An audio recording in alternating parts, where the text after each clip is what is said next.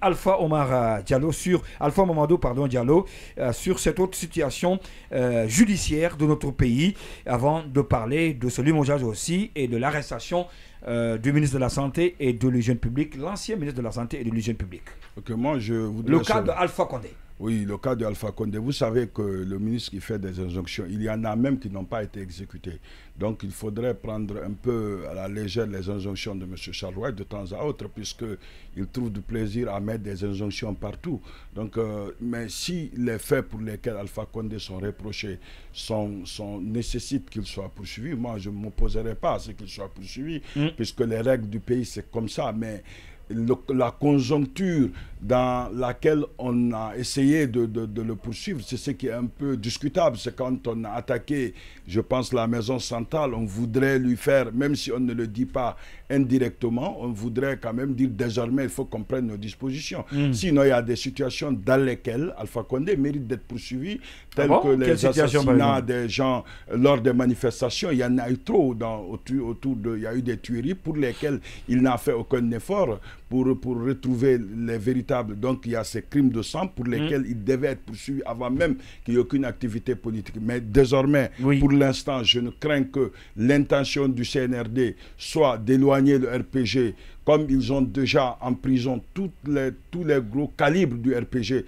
en prison. Donc en réalité, à chaque étape, vous savez que le CNRD réagit avec pédagogie. À chaque étape, on veut éliminer les adversaires. Et donc je pense que cette injonction, et d'ailleurs, cette injonction n'a aucune chance d'aboutir, puisque vous savez que il a l'agile. Non, il a l'agile. Normalement, on protège. Le principe pour les réfugiés, c'est qu'on ne doit pas les refouler dans les pays où ils craignent d'être encore repris et subir des persécutions. Donc je pense que ce principe international va protéger d'abord pour l'instant Alpha Condé, puisque ce pourquoi en tout cas il est poursuivi dans cette injonction, c'est pas des crimes contre l'humanité, puisque c'est pour ces crimes-là que les États ne peuvent pas assurer de la protection. Pour l'instant, Alpha Condé n'a rien à craindre. La seule chose qu'on pourrait peut-être conseiller à Alpha Condé, c'est d'être un peu discret pour ne pas attirer d'ennui à ces gens qui sont là, qui restent et qui dirigent encore son parti politique. Parce que souvent, vous avez remarqué, à chaque immixtion dans la politique, il crée des problèmes à son état-major à la République de Guinée. Donc il pourrait être un grand conseiller en sourdine, dans l'ombre, et pour pouvoir permettre à ceux qui sont là de pouvoir faire l'épreuve tant difficile de survivre à quitter le pouvoir. Généralement, les partis au pouvoir qui jusque-là, quand le président a quitté, ils n'ont pas survécu. Lui, il a la chance que ça continue à survivre. Donc, il devrait faire un effort pour que le RPG continue à survivre de lui. Et la seule façon de le faire, c'est de permettre à ses acteurs, à ses militants et également de ne pas aggraver la situation de ses confrères du RPG qui sont en prison, puisque plus ils parlent, plus le sort de ces gens devient de plus en plus compliqué. Vous savez que tout est scellé sur la politique et normalement la justice, ça devait pas être ça. Mais est-ce qu'à cause de ça aussi, il doit se taire lorsqu'il est accusé, le président Alpha Condé? Non, là, il ne doit pas se taire, mais bon, je parle d'un autre plan sur le plan politique. Mais il va réagir. Alpha Condé n'est pas prêt à se taire, on le sait, il va toujours parler, mais moi je le conseille de parler moins, puisque cette injonction ne doit pas l'inquiéter et il n'aura aucune conséquence. Et pourquoi ça ne doit pas l'inquiéter? Non, sur le plan il ne peut pas, parce que si, comment on va exécuter l'injonction? Parce que si on ne peut pas utiliser l'Interpol pour l'arrêter, dans le cadre qu'il est réfugié en Turquie, c'est selon ce que j'ai appris. C'est pas maintenant si ces remarques ne sont pas vraies, mais j'ai appris qu'il a l'asile en Turquie. S'il a l'asile en Turquie, l'Interpol ne s'interfère pas pour arrêter des gens qui ont l'asile. Qui ont déjà l'asile. Qui ont déjà l'asile. Et donc, Alpha Mamadou Diallo dans cette émission Grand Oral de ce dimanche 26 novembre 2024. Oui, Odilon Mahomi, le président Alpha Condé, lui, parle de bouffonnerie lorsqu'il a appris qu'il a été accusé donc par le ministre, en tout cas le gouvernement, à travers l'État guinéen, à travers le ministre de la Justice, Alphonse Charles Wright. Est-ce qu'on peut parler d'une diversion comme le pensent certains Guinéens? Bon, diversion, pas totalement, parce que, comme l'a dit Diallo, il y a eu beaucoup d'injonctions qui ont été qui n'ont pas abouti par le ministre de la Justice, garde des Sceaux et des droits de l'homme, mais qui n'ont pas abouti. Mais qu'à cela ne tienne, il faut dire que le fait pour lui de prendre des injonctions, cela a une base juridique, c'est l'article 37 du Code de procédure pénale. Maintenant, sur la possibilité que cette injonction particulière aboutisse, il faut se poser assez de questions sur les conditions à réunir pour que Alpha Condé puisse répondre devant la justice. Ce qui est évident, c'est qu'il ne pourra pas être présent, faire face à un juge sur le territoire guinéen pour le moment. Ça, c'est une évidence. Maintenant, l'autre chose, c'est quoi? Est-ce qu'une commission rogatoire va être mise en place pour comme ce fut le cas de Cellou Dalein Diallo ces derniers jours. Aller le rencontrer là où il est pour l'interroger. Des fins d'instruction. Ou encore, est-ce que s'il y a par exemple, dans le cas de la coopération judiciaire, il y a une entente judiciaire entre l'État guinéen et l'État turc qui oblige les États, dans le cas d'espèces par exemple, de prendre en charge toute la procédure. Autrement dit, que c'est l'État turc qui prenne sur l'initiative lui-même de conduire cette action judiciaire, il n'y a pas de souci. Mais l'autre grosse interrogation que je me pose, c'est quoi? Parce que pour qu'on parle d'infraction... par exemple, Hissène Habré jugé au Sénégal. Dans le courrier du ministère... contre l'humanité. Dans le courrier... contre l'humanité, je suis d'accord. Ce qui n'est pas le cas pour le président Alpha Condé. Merci pour la précision. Dans le courrier du ministre Charles Wright, il parle d'un certain nombre d'infractions, parmi lesquelles la trahison... association, le malfaiteur, complicité illicite, de trafic illicite d'armes et de munitions. Quels que soient les griefs qui sont portés contre Alpha Condé, ce qui est évident, en matière pénale, et là je le dis sous le contrôle de mon grand frère M. Diallo, en matière pénale, il y a quand même des éléments constitutifs de l'infraction pénale.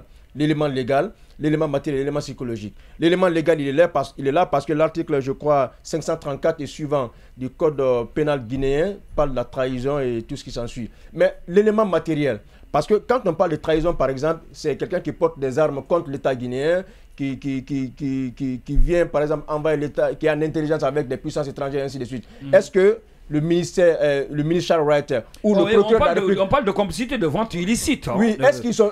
d'armes et de munitions. En parlant d'éléments matériels, est-ce qu'ils ont tous ces éléments-là qui justifient vraiment que Alpha Condé s'est prêté à ce genre de comportement? Donc voici entre autres moi des questions que je me pose aujourd'hui. Si c'est évident, vraiment on est curieux aujourd'hui de savoir un peu, de savoir vraiment que Alpha Condé dispose des armes ou a acheté des armes mises à la disposition des personnes pour peut-être envahir le territoire guinéen entre autres. Après, quand on voit un peu tout ce qui se passe en termes d'appréciation de la conduite de la transition, on se dit souvent que est-ce que le CNRD ne perd pas à l'image du RPG Arc-en-Ciel? Je le disais la dernière fois dans ce même studio, Alpha Condé, le plus souvent, quand il avait les questions essentielles sur lesquelles il voulait conduire, il créait des situations exceptionnelles sur lesquelles l'opinion publique restait focus et lui, il continuait à dérouler son programme. Est-ce que ce n'est pas le même mode operandi que le CNRD a aujourd'hui? Mais de toute évidence, les infractions qui sont portées contre Alpha Condé sont si graves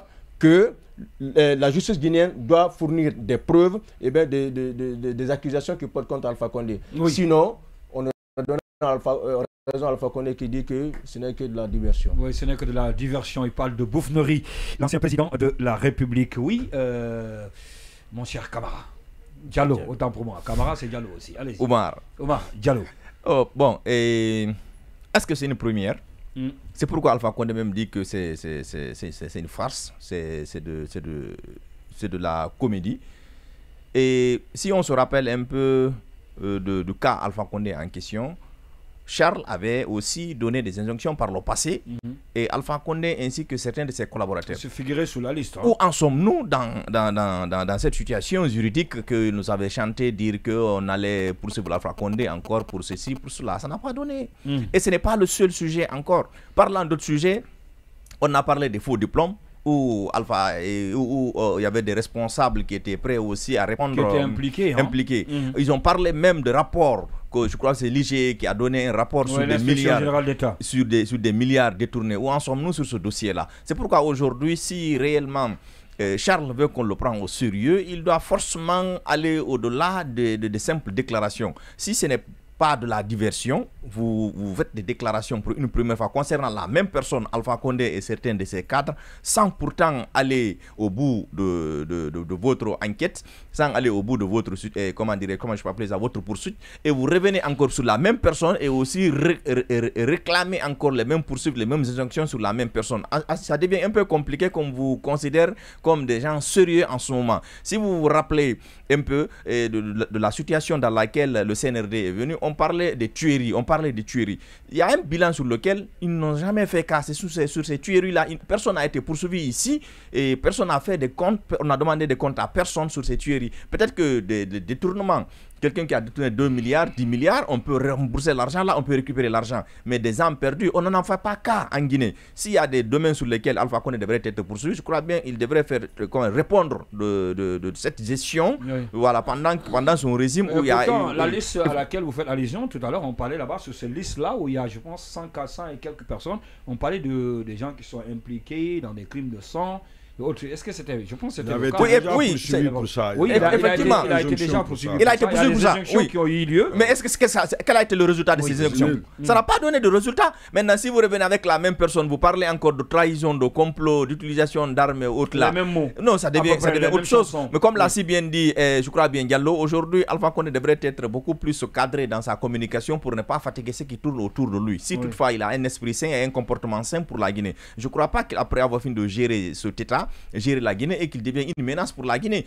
En principe, aujourd'hui, il doit beaucoup plutôt travailler comment redynamiser le RPG, comment rendre le RPG beaucoup plus solide après lui que de rentrer dans des mesquineries ou des détails. Le monsieur qui est Mara qui a été arrêté, monsieur Mara, alias général El-Sisi. Et vous avez eu dans la plainte ou s'il faut dans le communiqué de Charles où on parle de complicité et d'infiltration. Cela veut dire que eux ils ont pu infiltrer soit le groupe que les Alpha ont créé ou le mécanisme qu'ils ont mis en place pour pouvoir détecter ou comprendre cela. Il faut que ces preuves-là soient mises à la place publique pour que les uns et les autres puissent comprendre qu'effectivement, ce n'est pas que de la diversion, mais ce n'est pas que de l'acharnement ou orienter la population sur un autre sujet pour nous faire passer assez du temps. Et pourtant, il nous reste, s'il faut dire, une année, quelques mois pour le retour rapide à l'ordre constitutionnel, même si ce n'est pas aujourd'hui d'actualité. Et je crois que pour que Charles soit considéré comme un ministre sérieux, pour que la justice guinéenne soit considérée comme une justice sérieuse, il faut aller au-delà des actes et on a besoin d'une justice juste, crédible et transparente. Une justice juste et transparente, oui. Zomanigui, sur la question, l'accusation portée contre ces injonctions de Charles Wright contre le professeur Alpha Condé et un de ses lieutenants, s'il faut le dire, militant du RPG Arc-en-Ciel, M. Mara, alias Général El-Sisi.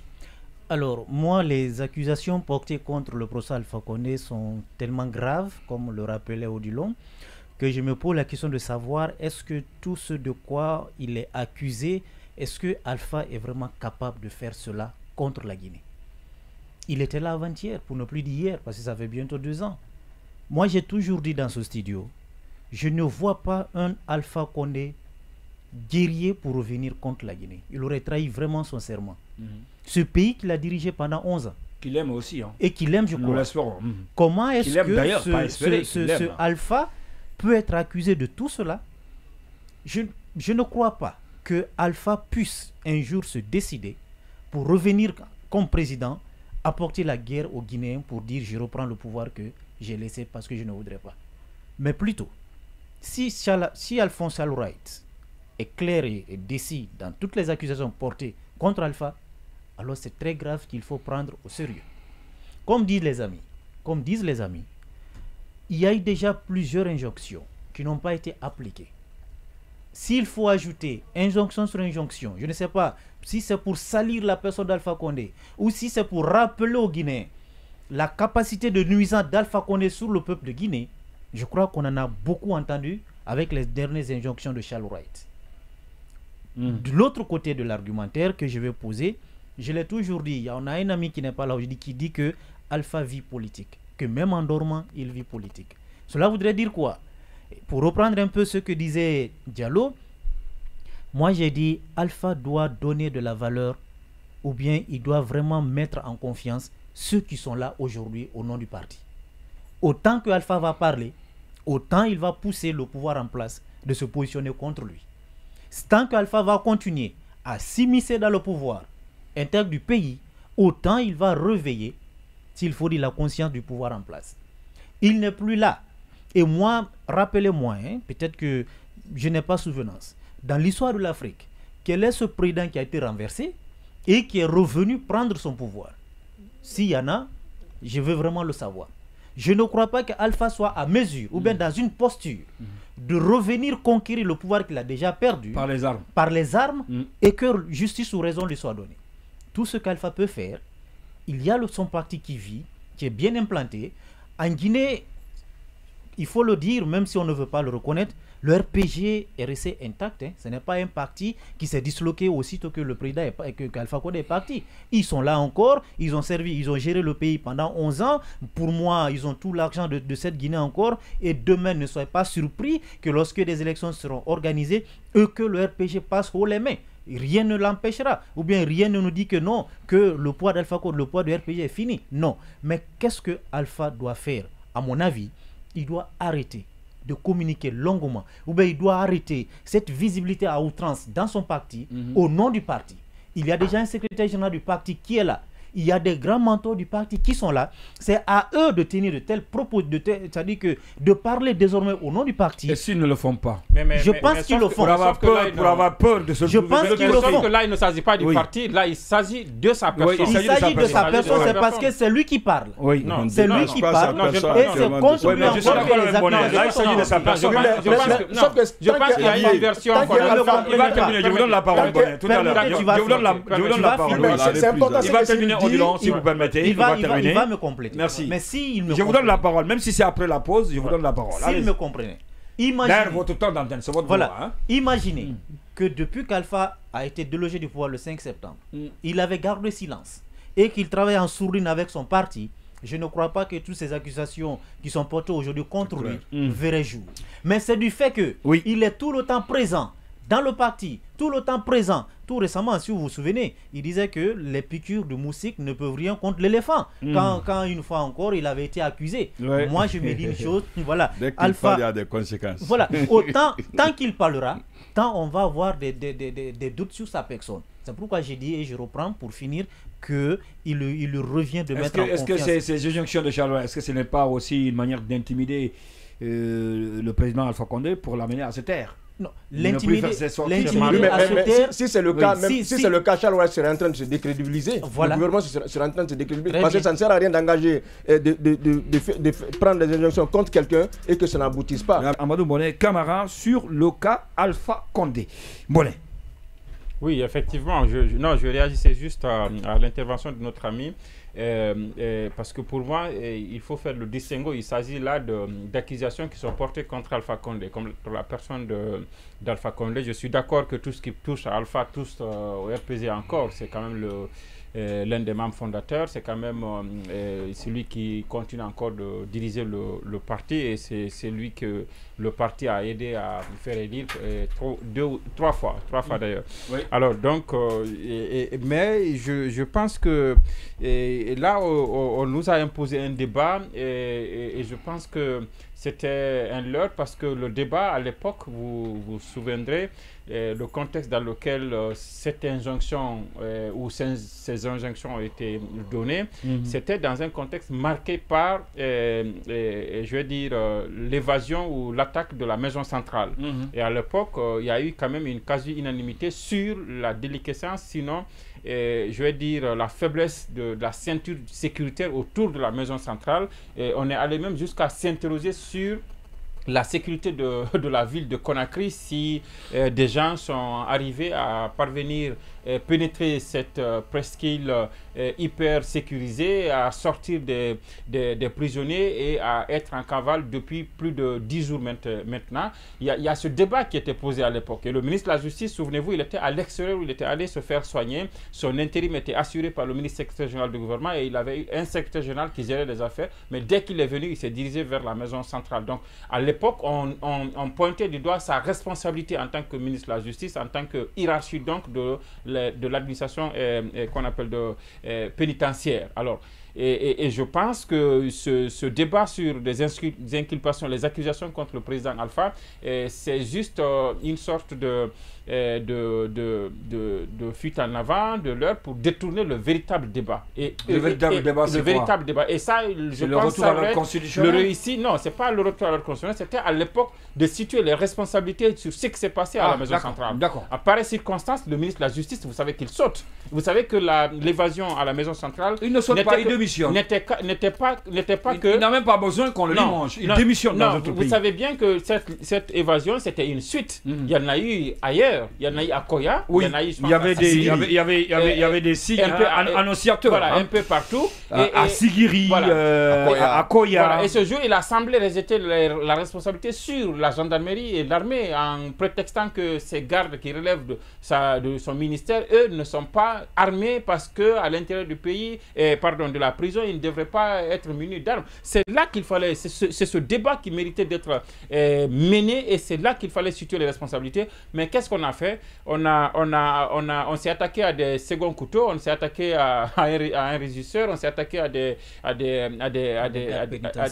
gardes pénitentiaires et le ministre de la Justice, il est resté. Et donc, il a trouvé des artifices, il a trouvé des débats qu'il a imposés et c'est ce débat qu'on est en train de mener sur le président Alpha Condé. Sinon, pour le moment, et ça je ne suis pas d'accord quand on dit que c'est la justice, non, pour le moment ce n'est pas la justice qui en veut au président Alpha, c'est le gouvernement, donc c'est politique, c'est le ministre de la Justice qui siège au Conseil des ministres et qui reçoit des instructions du président de la transition, c'est ce ministre-là qui porte des accusations. Mais est-ce qu'on peut dissocier Charles Rait de la justice aujourd'hui? Non, on a quand même de l'indépendance de l'appareil judiciaire. Je ne dis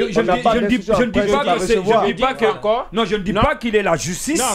Je ne dis pas qu'il est la justice. C'est bien la justice. Je ne dis pas qu'il est la justice, mais est-ce qu'on peut dissocier Charles Rait, ministre de la Justice? Je dis une fois encore, pour le moment, je n'ai pas vu un acte d'un juge. Je ne vois pas un acte d'un juge qui, je vais dire, qui parle du cas Alpha. Tout ce que j'ai vu, c'est des instructions d'un ministre qui siège au Conseil des ministres, qui donne des instructions à un procureur. Le ministre de la Justice, c'est le premier procureur. Je termine. Il permettez que je termine. Je pense que c'est un accusateur. C'est un accusateur.